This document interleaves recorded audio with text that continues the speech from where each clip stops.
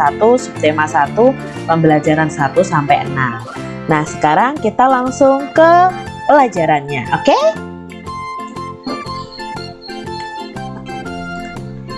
Perhatikan gambar ini adik-adik. Apa yang sedang dilakukan Udin dan teman-temannya? Ya, mereka sedang bermain. Ada yang bermain ayunan, bermain sudamanda, ada yang bermain kelereng, sepak bola, layang-layang. Pernahkah kalian bermain seperti ini dengan teman-teman kalian? Bagaimana perasaan kalian? Pasti senang ya adik-adik ya. Nah, di sini Udin mempunyai banyak teman. Ada Edo, Lani, Made, dan banyak lagi. Udin sering bermain bersama teman-temannya. Mereka bermain setelah pulang sekolah atau pada saat libur. Udin dan teman-teman bermain dengan rukun. Apakah teman-teman Udin bermain dengan rukun tadi? Ya, bermain dengan rukun. Nah, di sini Kak Citra punya gambar. Coba yuk kita beri tanda centang untuk gambar yang menunjukkan sikap rukun saat bermain. Kita lihat gambar yang paling atas sendiri adik-adik. Nah, gambar ini apakah menunjukkan sikap rukun saat bermain? Ya, ini menunjukkan sikap rukun, berarti kita beri centang. Lalu yang kedua, gambar ini bermain sepak bola, tapi lihat di sini ada yang bertengkar. Apakah ini menunjukkan sikap rukun? Tentunya tidak adik-adik. Gambar yang ketiga, bermain ayunan dengan teman. Nah, di sini kelihatan sangat senang ya Siti dan Lani. Apakah ini mencerminkan sikap hidup rukun? Iya, berarti ini kita centang. Kalau yang ini nih, berebut mainan, apakah mencerminkan sikap hidup rukun? Tentunya tidak. Lalu di sini ada teman yang jatuh malah ditertawakan. Itu juga tidak menunjukkan sikap rukun dengan teman bermain. Apakah kamu sering bermain bersama temanmu? Pasti sering ya adik-adik ya. Bagaimana sikapmu ketika bermain dengan temanmu? Apakah sikap kalian curang atau sikap kalian rukun, saling menghargai, saling menyayangi, saling membantu? Nah, hendaknya kalian harus saling menghargai, saling membantu, tetap rukun ya. Apakah kamu dapat bermain dengan temanmu jika tidak rukun? Tentunya kalau tidak rukun, ya tidak bisa bermain dengan teman adik-adik. Bacalah percakapan di bawah ini dengan nyaring. Udin berkata, "Do, ayo kita bermain kelereng di lapangan." Edo menjawab, "Ayo Din, kita ajak teman yang lain." Udin, "Boleh saja Do, semakin banyak teman akan lebih menyenangkan." Lalu Edo menjawab, "Tapi Din, aku tidak bisa membawa sepedaku ke lapangan. Ban sepedaku bocor." Lalu Udin menjawab, "Tidak apa-apa Do, ayo aku bonceng naik sepedaku." Udin dan Edo mengajak semua teman bermain. Mereka tidak memilih-milih teman. Nah, di sini ada percakapan Udin dan Edo. Udin mengajak Edo bermain kelereng di lapangan. Jadi Edo diajak oleh Udin untuk bermain. Nah, Edo juga mau mengajak teman-temannya. Karena semakin banyak teman akan lebih menyenangkan. Edo akan pergi ke lapangan tetapi ban sepedanya bocor dan Udin mengajak Edo untuk membonceng sepedanya. Udin dan Edo selalu menjaga kerukunan. Dalam percakapan tadi ada kalimat ajakan. Apa itu kalimat ajakan? Kalimat ajakan adalah kalimat yang digunakan untuk mengajak orang lain melakukan sesuatu. Nah, dalam kalimat ajakan biasanya itu ada kata ayo, mari, itu ada dalam kalimat ajakan. Jika kita menulis kalimat ajakan, harus diakhiri tanda seru. Nah, ini nih tanda seru itu seperti ini adik-adik. Jadi ketika kalian menulis kalimat ajakan, di akhir kalimatnya harus diakhiri dengan tanda seru. Kalimat ajakan yang ada dalam percakapan tadi. Nah, kita mau cari tahu nih adik-adik, dalam percakapan Udin dan Edo tadi ada kalimat ajakan. Kalian harus tahu bahwa kalimat ajakan itu ada kata ayo atau mari, lalu diakhiri dengan tanda seru. Nah, kita mau cari nih, di percakapan ini ada berapa ya kalimat ajakannya? Yang pertama, kira-kira adik-adik menemukan di mana ya? Ya, inilah yang pertama. Do, ayo kita bermain kelereng di lapangan. Nah, berikutnya ada ayo Din, kita ajak teman yang lain. Ini juga kalimat ajakan. Setelah itu, ayo aku bonceng naik sepedaku. Nah, di sini adalah kalimat ajakan karena ada apa? Ada kata ayo.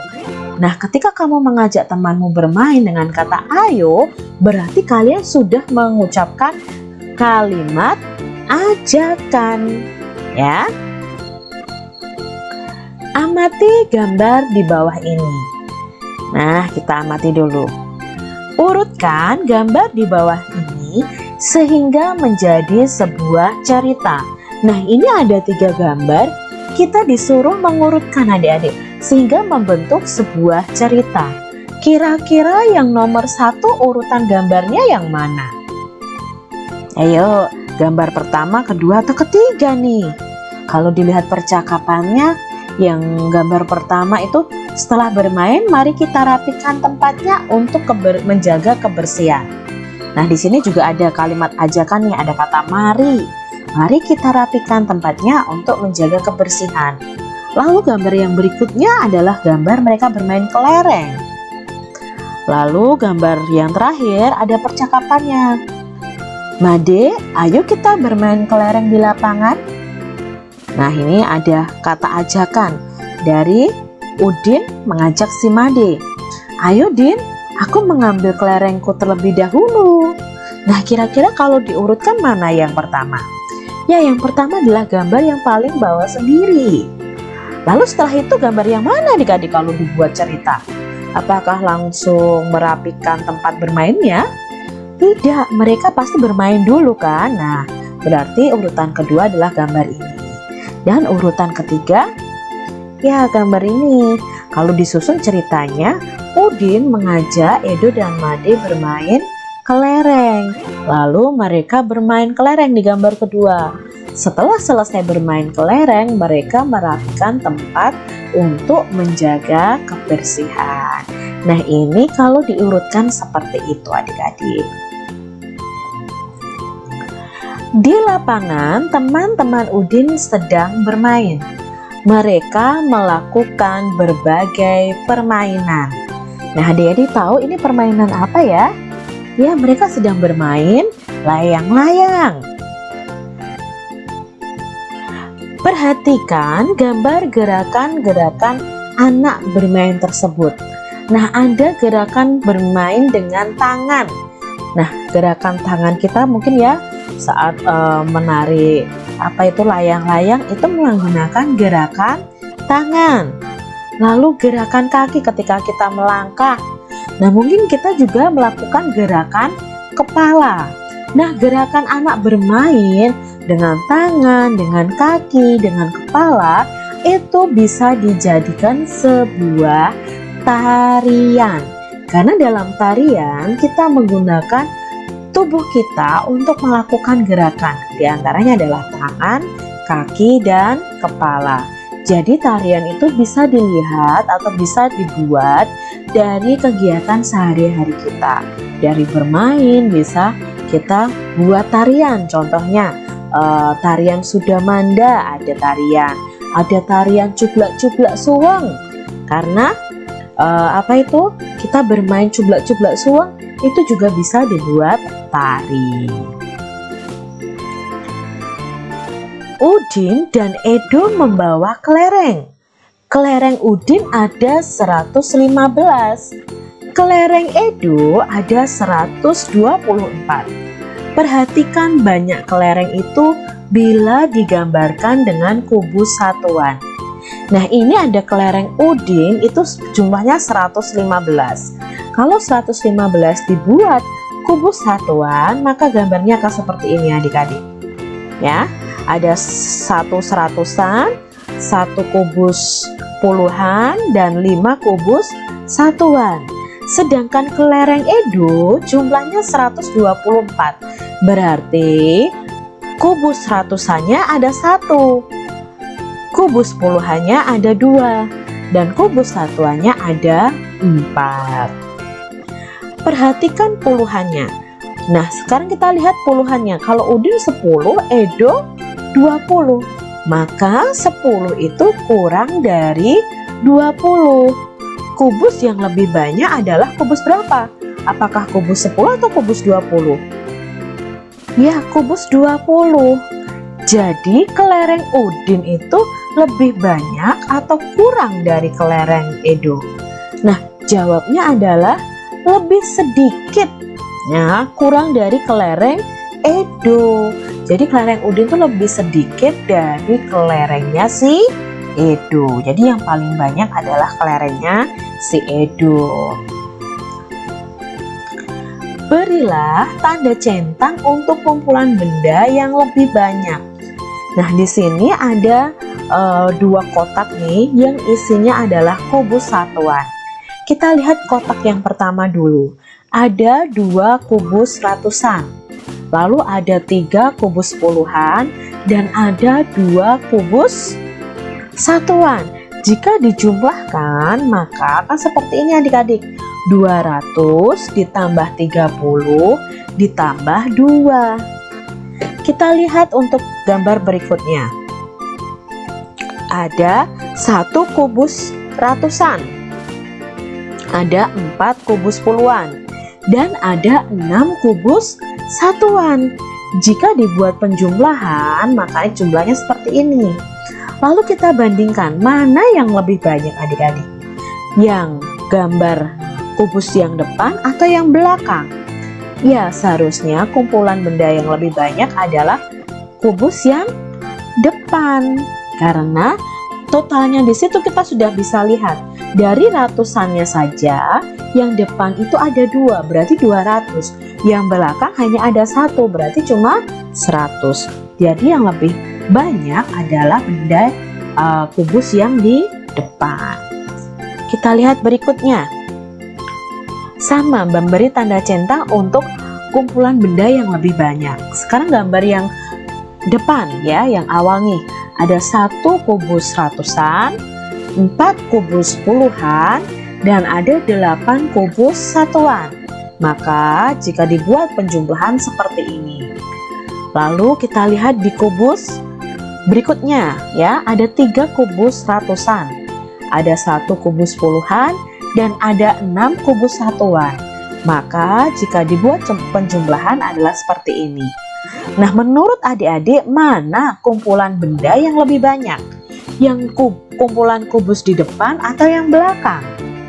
Ya, pastinya kumpulan kubus yang di belakang, karena yang di depan ratusannya cuma 1 dan yang di belakang itu ratusannya ada 3, sehingga nilainya 300. Jadi akan lebih banyak. Soal berikutnya. Nah, di sini ada kelereng nih yang dibungkus plastik. Satu plastik itu isinya 100, satu plastik itu isinya 10. Nah, di sini ada 10 kantong plastik. Setiap plastiknya ada 10 kelereng. Maka 10 kantong plastik ini nilainya 100. Sedangkan ini setiap kantongnya ada 10 dan ada 8 bungkus, berarti nilainya 80. 10, sedangkan kelereng satuannya ada 3. Jadi kalau dibuat penjumlahan adalah 100 ditambah 80 ditambah 3. Nah, sekarang kita lihat gambar berikutnya. Ya, satu kantong kelereng isinya 10. Ini ada 10 kelereng, 10 kantong kelereng, berarti nilainya 100. Ini ada 6 kantong kelereng, berarti nilainya 60. Sedangkan untuk kelereng satuannya ada 7, maka bentuk penjumlahannya adalah 100 ditambah 60 ditambah 7. Maka mana yang kelerengnya lebih banyak? Gambar yang atas atau gambar yang bawah? Ya, kalau kita lihat ratusannya sama-sama 100.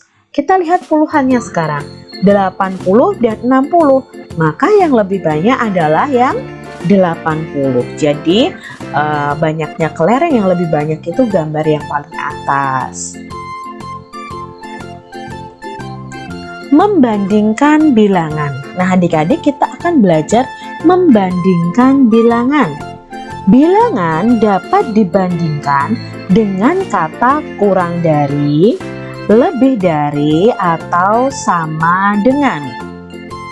Untuk membandingkan bilangan, kita lihat angka yang ratusannya dulu, lalu baru kita lihat puluhannya dan satuannya. Kalau nanti ratusannya sama, maka yang dilihat adalah puluhannya. Kalau ratusan dan puluhannya sama, maka yang dilihat adalah satuan. Nah, kita lihat nih adik-adik contohnya. Kak Citra punya 2 bilangan, yaitu 568 dan 421. Maka kita lihat dulu ratusannya. Yang depan angka ratusannya adalah angka 5. Berarti nilainya 500. Sedangkan bilangan yang belakang, angka ratusannya adalah angka 4.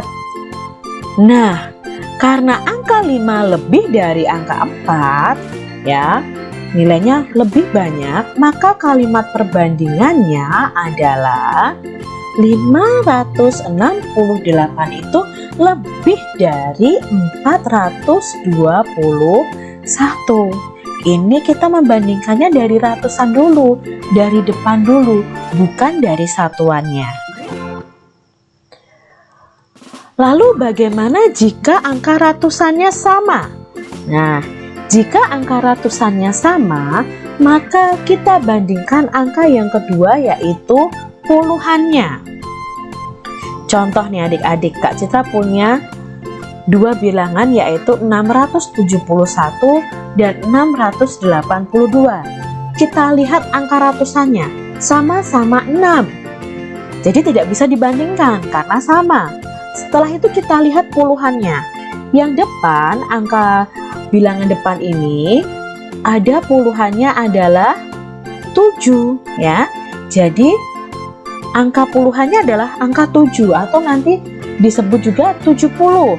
Lalu bilangan yang belakang, angka puluhannya adalah angka 8. Sekarang kita bandingkan 7 dan 8. 7 itu lebih dari atau kurang dari 8? Nah, karena angka ratusannya sama, maka kita bandingkan puluhannya.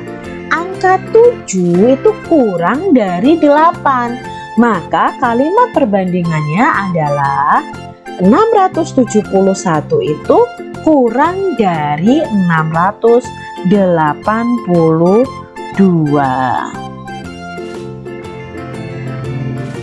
Lalu bagaimana nih jika angka ratusan dan puluhannya sama?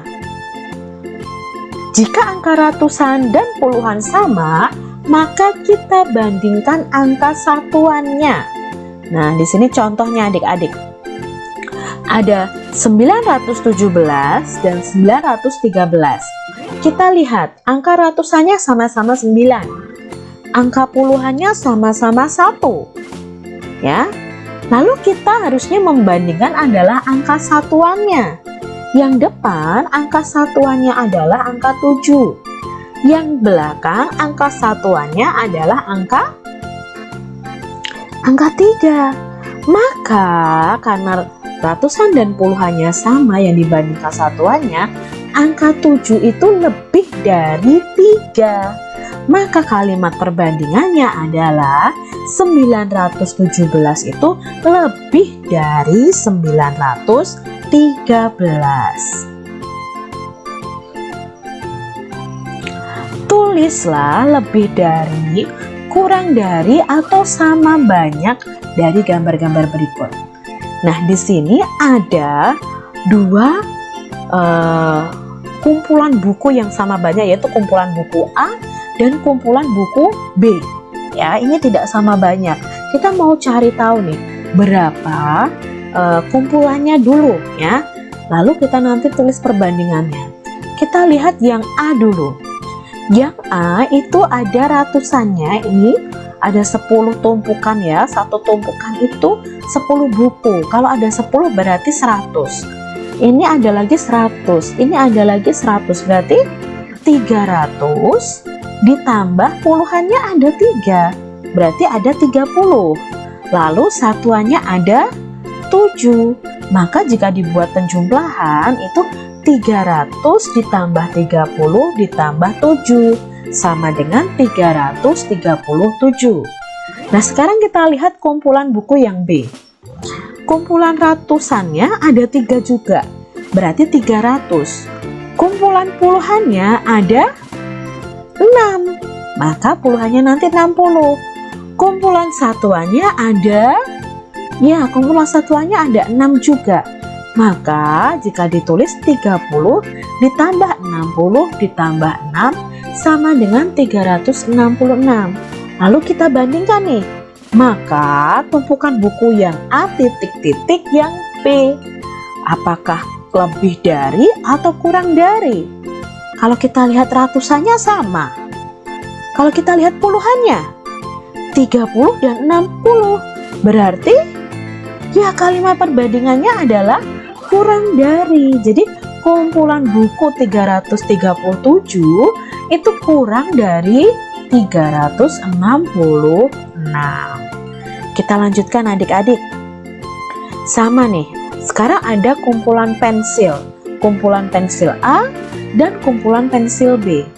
Kumpulan pensil A, satu